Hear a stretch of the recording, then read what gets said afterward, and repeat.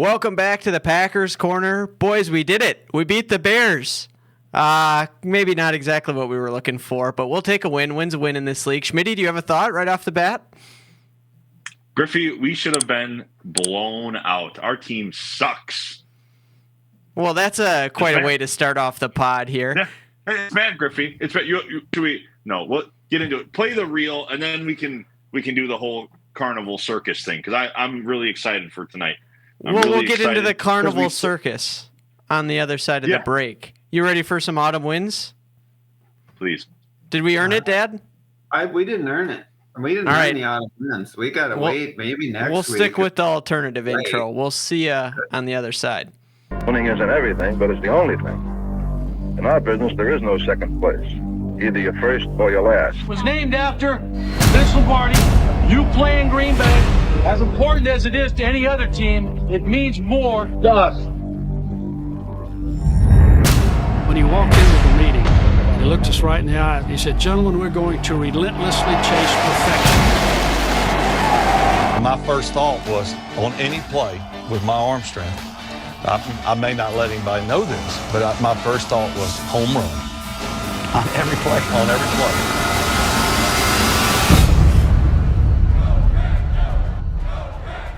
He did what?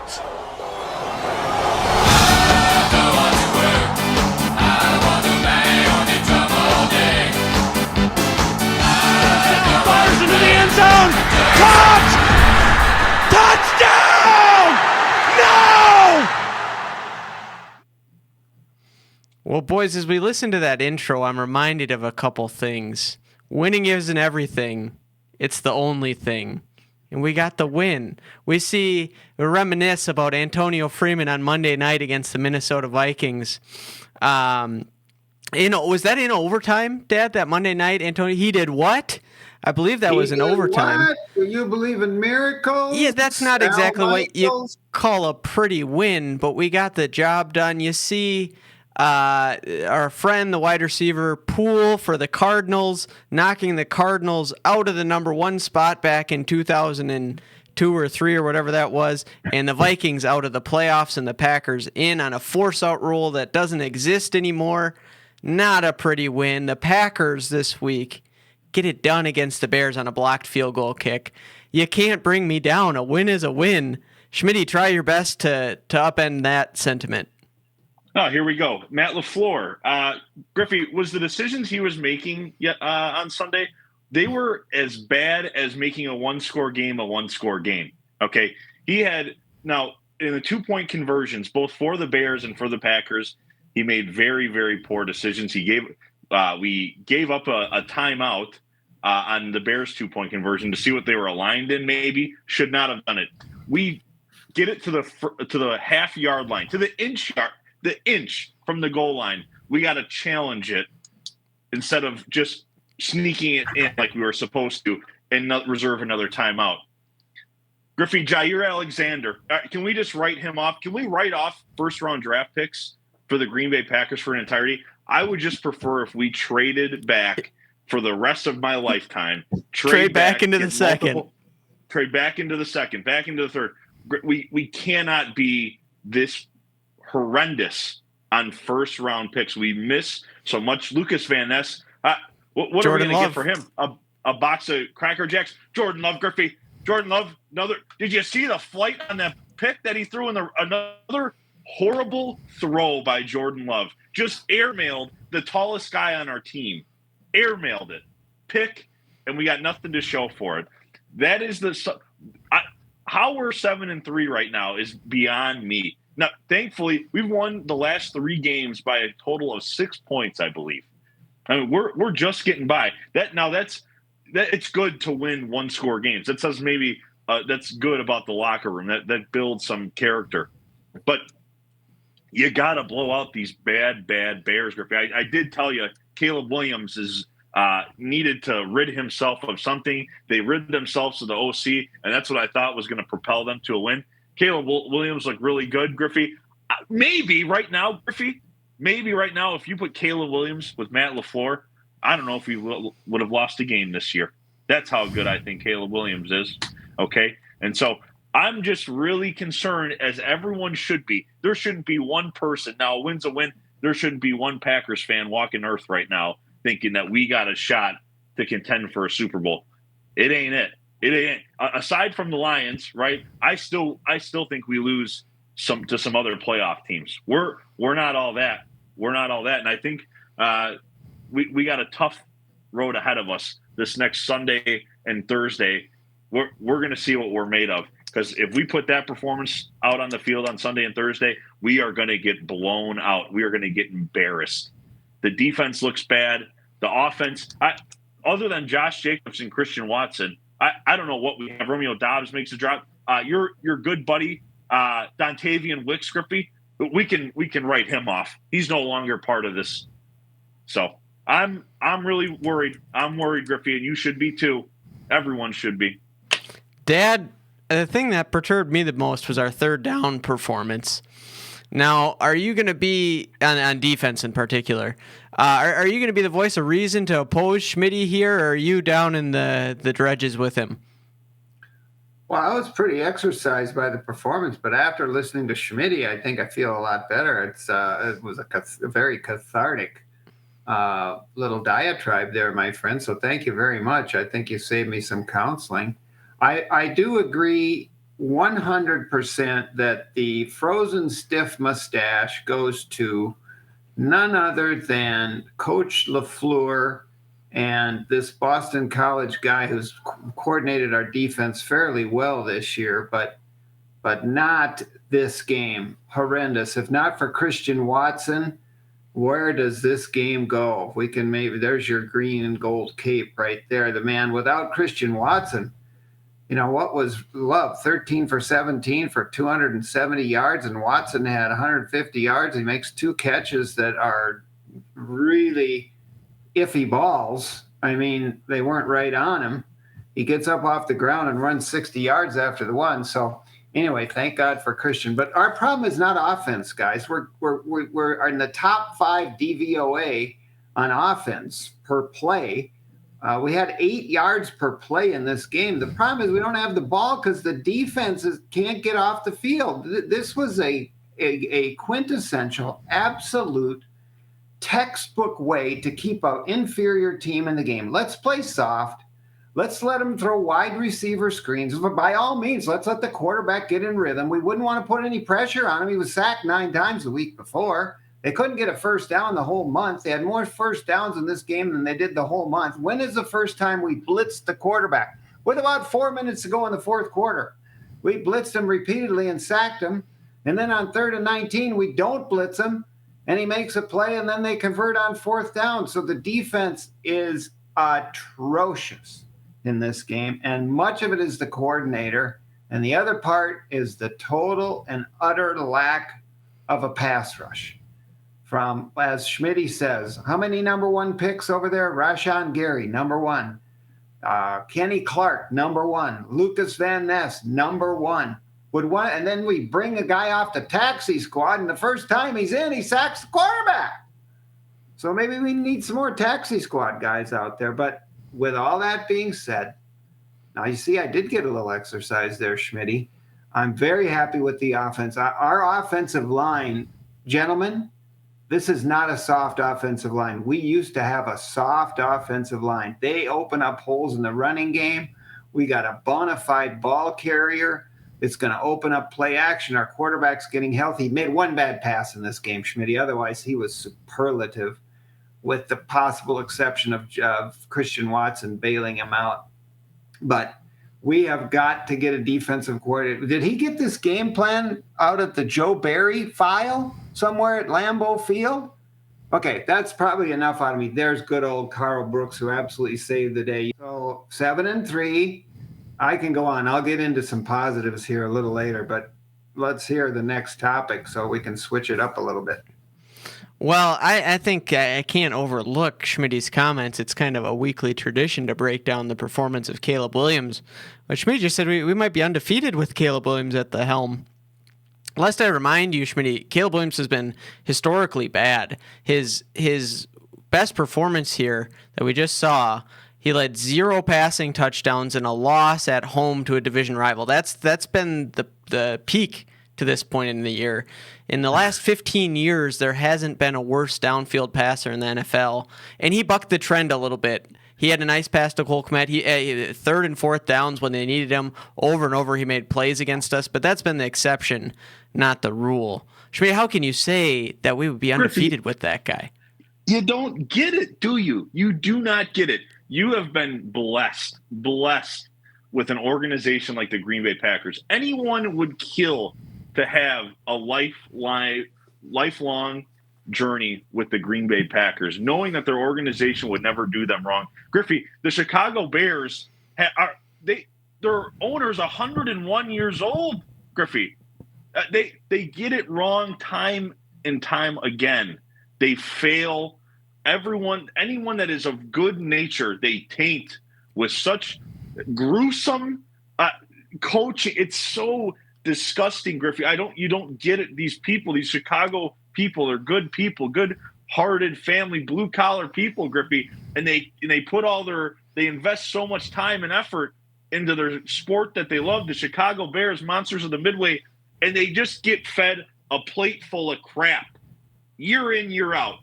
And so if you gave Caleb Williams the opportunity that Jordan Love has gotten, and this is really where I'm going with this, if he is surrounded by a good organization, I think he'd be sky's the limit. One of the best, without question. Griffey, Shane Waldron had no business being their offensive coordinator. Matt Eberflus has no business being their head coach. You give them – I can't wait, Griffey. Ben Johnson, Caleb Williams, it is going to be – it's going to be something to behold, okay? So you just wait. The owner will pass, and they'll get a new head coach. Things will start to look up. Hopefully, Kevin Warren, he's gone too. That guy sucks. The Bears aren't going to win a game the rest of the way. They're going to be looking at quarterback again here in a couple months. Griffey, you need. Let me tell you something, Griffey. You're going to need the Bears. You're going to need the Bears to win a football game. And I'm going to tell you why right now, Griffey. I've already done the math. I've ran the playoff simulator. I've done it for you, my friend. And let me tell you what. You're going to need a Bears win, because if you don't get one, Griffey, the good old Green Bay Packers, they're going to be 11-6, and they're not going to make the playoffs. So you better pray, hands on your knees, up to the sky, looking at Caleb Williams, praying that he gets a win for you in the division. Because if he doesn't, you're sad, I'm sad, Susie's sad, Gar's sad, we're all sad. Schmitty, I will have to break down your calculations in a moment there. Dad, do you have any thoughts on our battle here? Well, I'm gonna back Schmitty up a little bit here. You got 4 fingers over there, my friend. You got the old man. You got about at least 4. Did you abstain from the 4 fingers before the best man speech, or did you imbibe a little bit to get lubricated to get the vocal cords going at the wedding this past weekend? I was 2 fingers and about 7 light domestics.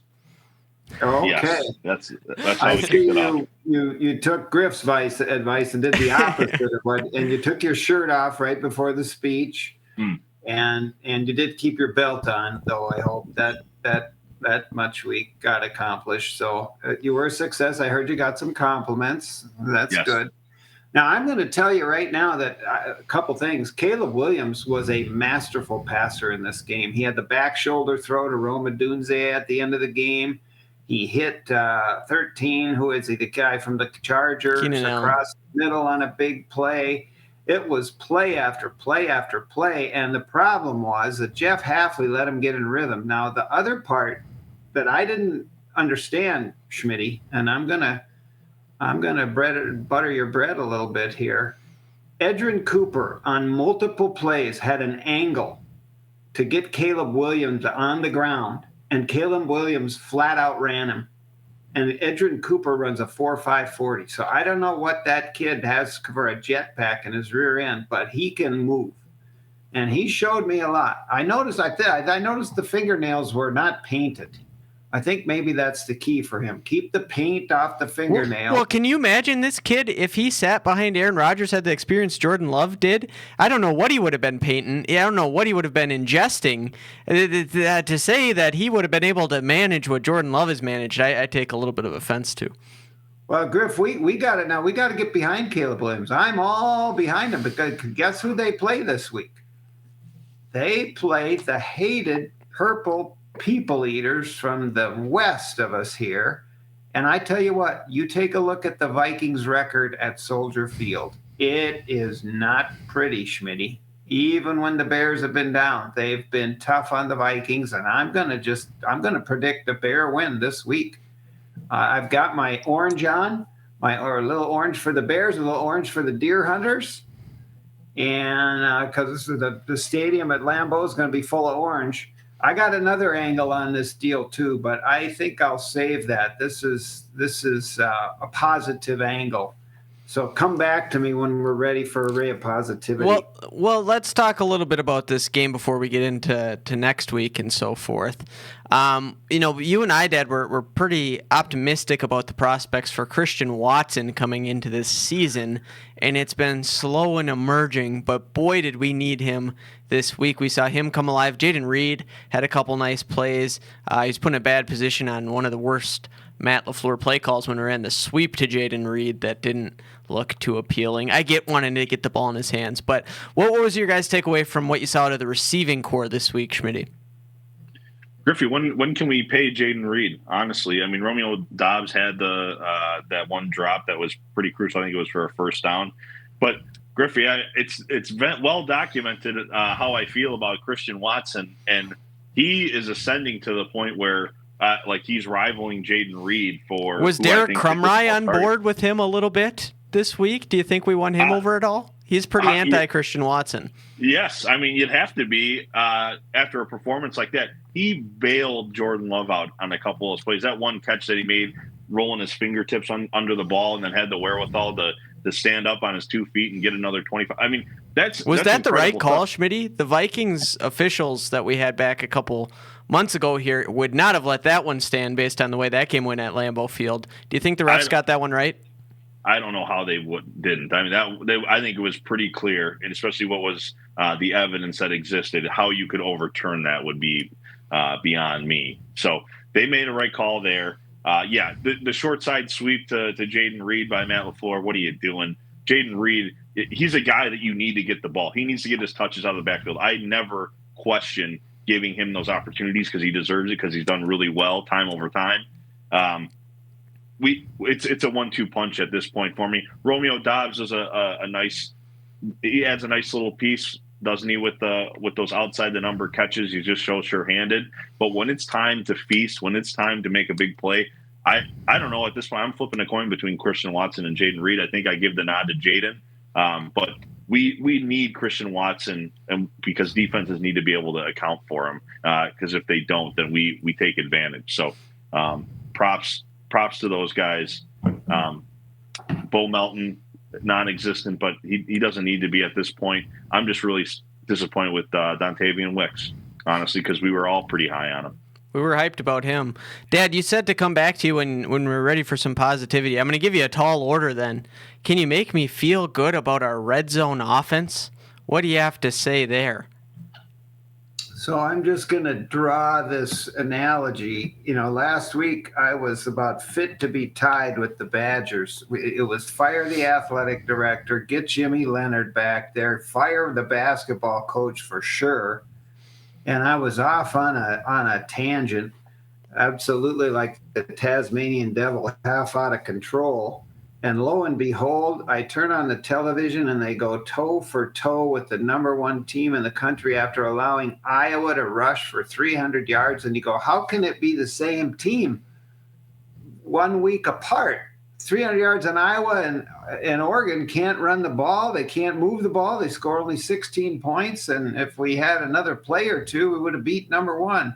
And then the Badgers under Greg Gard, who it's no mystery that I haven't been the biggest Greg Gard guy, but now he's got a new staff and new players to go out and kick the crap out of Arizona, number 8 rated Arizona, beat them, 108 to 88 or something?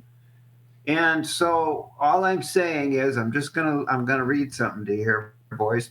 Well, midway through the season, we were up and down. We were all over. We were 3-6. We lose to the Vikings. We beat the Rams 20-3. We lose to the Steelers by 4. We beat the Chargers barely by 3. And then out of nowhere, who would think it? We beat the Lions and we beat the Chiefs. Then we go back down and lose to Tommy Cutlets, and we get smacked by the Buccaneers. And this coordinator for the Bears, he was the coordinator at the Panthers last year. Yeah. He was the acting coordinator that just about beat us. We eked by him 33. Then we smacked the Vikings, beat the Bears, and kicked the Cowboys. And so I think all of us on this podcast did pick us to beat the Lions and the Chiefs, if I recall correctly. Did. So you heard it here first. I don't know how we did it, but there was no evidence to support that necessarily other than a gut feeling. Vibes. And guess what happened? Guess what also was coincident with that run? Christian Watson started asserting himself and becoming a big part of this offense. The other thing was Aaron Jones put us on his back, but we got a guy named Josh Jacobs who I think is about ready to do that. So I don't know for sure, but we're going to know, Schmitty, after these next 2 games. If we don't get a superlative effort against San Francisco, we never will, because this team has got to be sky high for this game, a repeat of the NFC Championship and a chance for a little vindication. Not only that, but a critically important game. You go to 8-3, Schmitty, and you can get your playoff calculator out, and all of a sudden that baby's looking pretty good. At 7-4 with San Francisco being 6-5, now you're back in a dogfight. So something tells me, I don't know why, because this team has underachieved all year, and you gotta, some point in time, Schmidt, you also got to say we're the youngest team in the NFL. Were our expectations a little too high? Are we a year ahead of ourselves? I don't know, but I just see talent all over the place. I see an offensive line, I see receivers, I see quarterback. If we get the defense, maybe we're going to make that mid-year push. We will soon find out in the next 2 games. Well, Schmitty, I look at things and I see we're 2 games back of the Lions, and they're hanging a lot of points on some lowly teams. They're a team in a sloppy game. We're right there with them if we don't throw a pick 6 before halftime. I have the 1 seed in my sights here, and you're telling me we might not make the playoffs. Run through your calculations there for me, if you would. Yes, Griffey. Detroit 15-2, Eagles 14-3. You have Arizona at 11-6, Atlanta 9-8. That's your 4 division winners. Minnesota 13-4, Washington 12-5, San Fran 11-6, Packers 11-6. Sunday is so crucial. Griffey, it's the defining game. I don't care. Just like last year, just like any season, if you get a playoff ticket, it's just like a lottery ticket, Griffey. Like you never want to have not have a ticket to the dance. Okay, like once you get in, who the heck knows what happens? I mean, it was clear with how our run last year, beating Dallas the way we did, and almost getting to the NFC Championship game. You just don't know. We win a Super Bowl as a 16. You just got to get in. And so this game against the Niners is paramount to us getting a chance to get into the dance. Well, I'm with you there. This is a big one, and I want to break that down. Do you want to go a little Bears-Vikings action first, or do you want to jump right into that one?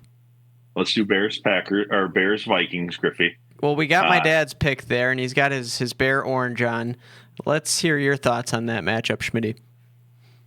It's really disappointing to hear you say that the Bears won't win another game for the rest of the season, because I, much like Gar, believe that the Bears, they get it done, Griffey. They get it done on Sunday. They win in a convincing fashion. They're going to win by 9 points, okay? They're going to win 27-18, okay? It's going to be let me tell you, at some point, the Vikings have to turn sour. And I've been wanting it for such a long time. We saw Sam Darnold. He's had some very questionable games. I never buy what the Vikings put out there. Their defense is always punching up above their weight class. They just got Justin Jefferson. I mean, the guy's the best receiver in the league, undoubtedly. So when you have him, it makes the whole thing tick. I gotta imagine that the Bears finally get get it done. It's been so long. They've been having some really tough times here as of late. And so to have a second week under their belt with the new coordinator who did some really nice things, and Caleb Williams made some much better decisions, I think they get it done. Well, looking at our recent records here, we'll show the full season tally at some point. 7-0 for me in the last number of weeks here. Dad, you're at 6-1. Schmitty 2-5 the last few weeks. And where you guys have gone wrong has been in overestimating the Bears and underestimating the Vikings, particularly with you, Schmitty. And the Vikings are going to get this one done. Caleb had one of the best performances of the year, and they get a loss. The Vikings forget how to tie up their shoelaces and go and win a couple games against the lowly AFC South. But I think that trend ceases to continue. The Vikings play more up to their level and what they're capable of, and I don't think they have too much trouble with the monsters of the Midway. Dad, you did bring up a good point, though, which is the Vikings have seemed to struggle at Soldier Field there, something that the Packers have not done. We've really excelled against the Bears anywhere we play them. And so I think that's the only thing that gives me pause or hesitation here is just the location and the nature of that rivalry. But the Vikings are a much better football team. Am I wrong in saying that, Dad? The Bears have a very good defense, solid against the run. They can get after the passer a little bit. And Caleb Williams is very improved. Now this is where you could be right. And Schmitty, this is what really bothered me about our game plan, which to me was a total disaster on defense. Brian, B-Flow over there is going to line up guys in the double A gaps on every passing down. He's not going to let Caleb Williams know what's coming. He's going to have to process quickly, read and react, and outguess the defense. And we just refused to do that, which boggled my mind. It was a recipe to leave them in the game, to let Caleb Williams get in rhythm. I don't think B-Flow is going to do that. And so we're going to have to see something special out of Caleb that way. But something tells me Bear football later in the season, out on the Windy City, outdoor game, they're gonna do what Bears do. We beat the Bears the way they usually beat other teams, Schmitty. Kudos to our special teams coach. We better give him the credit that he deserves, Mr. Bisaccia. He said it's a miracle if we don't block a kick in this game in the pregame and leading up to the game. He saw the way their guards played and the way the kicker had a low trajectory, and son of a gun if Carl Brooks doesn't get it done, and we beat the Bears the way they usually beat us. Well, and Schmitty sent us that Chester Markole video where he runs in the blocked kick, and that's about the last time the special teams won us a game. So it was a big deal for us to see 1970 whatever. The Polish missile there, Chester Markole. But anyway, the Bears are going to get it done that way. Somehow special team, a kick return, a Devin Hester type thing. Yeah, Caleb Williams making a play with he's got those talented receivers. So not going to be easy because B-Flow is going to line up and blitz formation, and Caleb's going to beat it somehow with his legs or the quick passing game. Well, let's move on to the maybe. We'll see. We'll see if that divides us further here in the wins and losses column. Schmitty, Lions, Colts. Did you tune in to watch Anthony Richardson, really put the final nail in the coffin for your boy number 12 there? Number 8. Well, number 8 now. Number 8, yes. Can we say our goodbyes to Mr. Aaron Rodgers and wish him well in his retirement? It pains me to see the man just be a part of such a bad organization. Not really. Maybe the Vikings will want to let J.J. McCarthy recover from his knee injury another year. Won't be able to afford Sam Darnold. We get to see him in purple. Oh, yeah. I mean, goodness, if Aaron Rodgers on the Vikings right now, the Vikings would be the favorites to win the Super Bowl. So it's just really tough to see that the Packers, it was sad to see him leave our great organization and go to such a crappy one in that of the Jets. Because I still believe. You don't think he had a hand in that at all? No, absolutely not. Griffey, he just got a bad shake just joining a bad organization. And I wish him well, whatever he decides to do. Now, AR-15 Griffey, the man, he knows how to throw that deep ball, doesn't he? He's all risk it for the biscuit. I enjoy watching him play because it's boom or bust, feast, famine, and so for that I enjoy the gameplay. However, when you play the team like the Lions, who just absolutely demolished the Jaguars, it might as well have been a college, it might as well have been Georgia or Alabama or any lowly Big Ten team up against the Lions, because that's what it looked like. The Jaguars absolutely got displaced by the Lions because they're the best damn football team in America, and so they're absolutely going to roll on Sunday. They're favored by 7 points. They probably win by 22. I mean, it's been a bloodbath. They know how to win football games. Offensive line, we have a good one. They have a better one, and their running game is premier. So it's the Lions, no question. Dad, you on the same page? Yeah, I got the Lions, but I got to get in Schmidt's ear. Last week, he was defending the heck out of Mac Jones, and I don't think he watched Mac Jones against the Vikings, because it was the most pitiful, piss-poor performance of an NFL quarterback in the history of the league. It rivaled some of the play by Bears quarterbacks of old, Jack Concannon and whoever else you want to name back in the dark ages after Sid Luckman and before the 85 Bears with Jim McMahon. But this Mac Jones is just horrendous, and the Vikings barely eat by Mac Jones, and the Detroit goes in there and smacks him in the nose 52. The Vikings are ready for their comeuppance. They are way past due, and so we got Detroit in this one, and we got the Vikings in our sights. We got to reel them in. Something really makes me want to pick the Colts for this game. I don't know why. I don't have rhyme or reason. Everything is telling me I got to do it, but do it. But I can't. Do it. I can't. AR-15. Well, yeah, he's 5, you guys. Number 5, Anthony Richardson. Joe Flacco, of course. The smoking number 15 over there, our guy. I have a soft spot for Joe Flacco, but I can't do it. I got to pick the Lions, but I think maybe I'll go this far and say that the Colts make it closer than we're expecting. I don't think this is going to be a 22-point game. I think Anthony Richardson gets it going with the legs a little bit. Seemed like they were leaning on that more, but the Jets are not the Lions, so we'll see what it looks like against a little bit stiffer competition for him this week. And then we got to get into the primetime matchup, at least for the viewers of this pod, us against the Niners.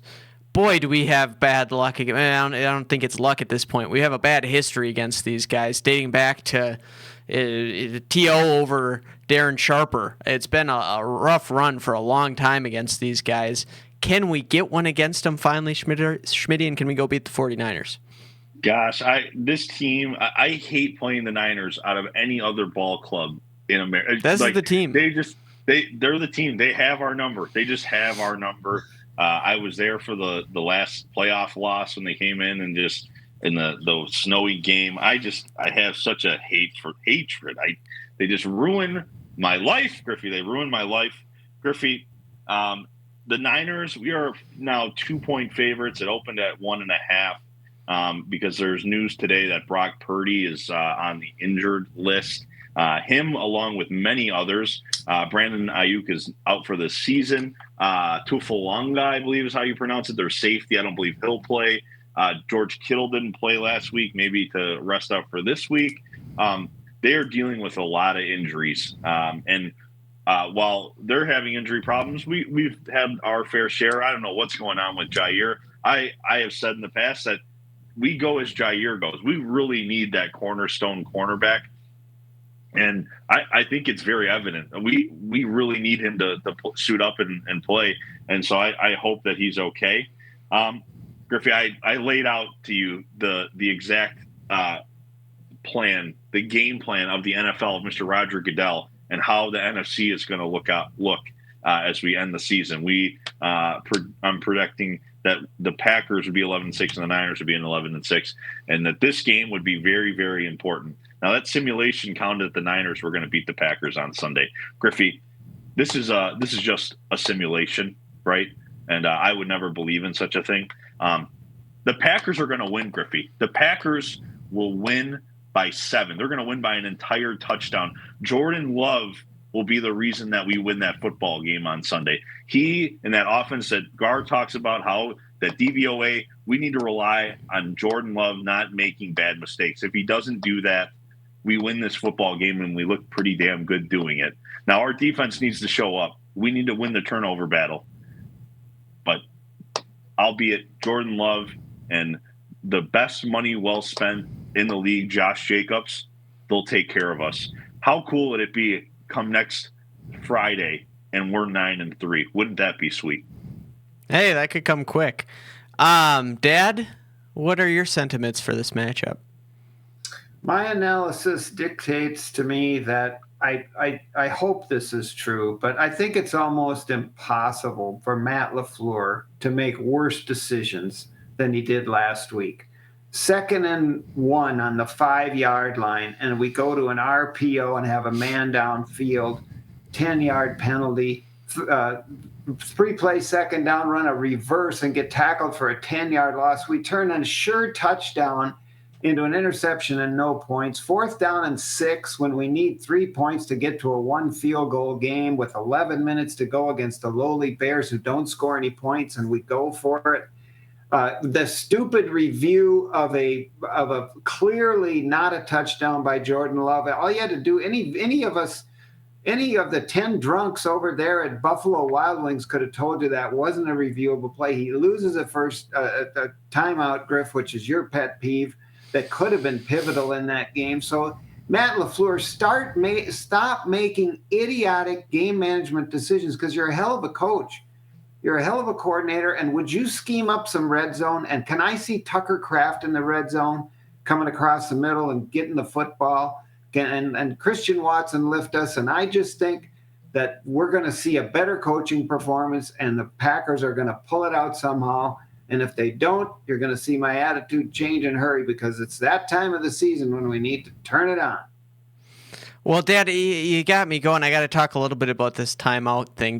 So they have a data and analytics department. They have some data scientists over there at 1265 Lombardi. Matt LaFleur, give these guys a little experiment. Give them an afternoon to go run the numbers on how valuable a second-half timeout when you're losing is.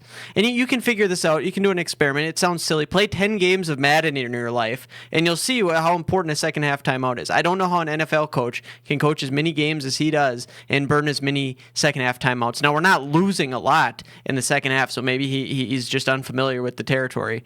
But we need to figure out a way to not be burning these timeouts at crucial times like that. Now, as far as the game goes in my analysis that way, I have mixed news for you, gentlemen. We have good and bad news. The good news is I think this is the last game of the season we lose. The bad news is this is the last game of the season we lose. We lose another one to the Niners. But I think this is a rallying cry. I think that the unfortunate thing is that this might be what allows the Niners to get into the playoffs. And boy, I would really love if this is the last time we see them this year. I think that would be a good problem for us to have. You guys might be familiar. Juwan Jennings is going to be a problem for the Green Bay Packers. I'm a big Brandon Ayuk fan, heck of a route runner, like his game as a wide receiver, and they've had to give Juwan Jennings a lot more time in his absence.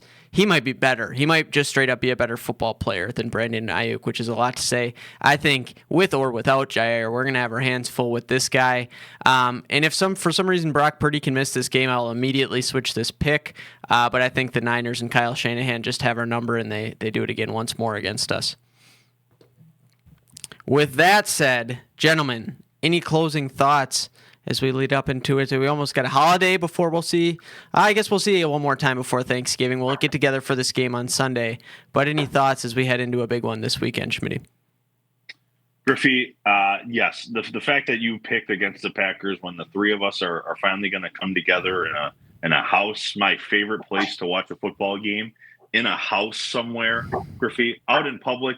I've had some really bad losses. Was in a Chicago bar when the Packers decided to lose to the Seattle Seahawks on the road and an NFC Championship game. You remember the last time we watched the Niners all together? Yeah, it was a birthday party. Griffey, let me tell the good people of Packers Nation, you got to stop going to public places to watch football games. You got to watch and enjoy these games from your home. It is nice to get together with family and friends and enjoy a good time, Griffey, but at least know that if you invite me to these public outings, that I'm an absolute maniac. What you see here on the screen in Packers Corner, I'm the same way at any public location. I got to watch a Packers game, so I'm just. Did you get yourself into some trouble this past weekend? Was there something I missed? No, you were. We were at the same place, Griffey. We were at the same. Maybe it just didn't shock me. Game. Griffey, I'm telling you now, we're not. It's strap in, ladies and gentlemen. It's about to be turkey time. When it hits, this is the week. This is the week when it's right before the Sunday before turkey time is when people need to start bunkering themselves down and watching Packers games and getting serious. We can't be doing, lattes and calamari sticks and cosmopolitan cocktails, Grippy. It's go time.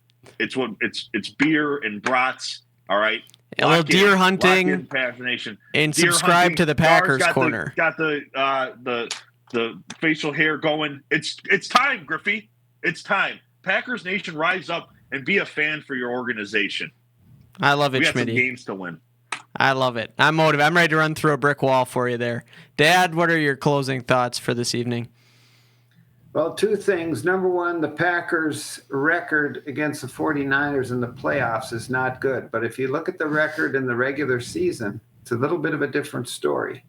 We've had a lot better luck in the regular season, so that bodes well. Number two, as far as the Hunters now, let's remember the Hunters because the stadium at Lambeau is going to be orange this weekend, gentlemen, because we know that in Wisconsin there's about 600,000 deer hunters.